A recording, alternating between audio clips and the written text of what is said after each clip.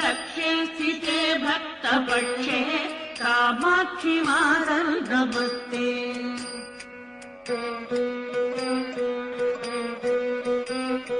कामारि कान्ते कुमारी कालकालस्य भर्तुकरे दत्तहस्ते कामाय कामप्रदात्री कामकोटिश्च पूज्ये गिरम् देहि मह्यम् कामाक्षि मातर् नमस्ते।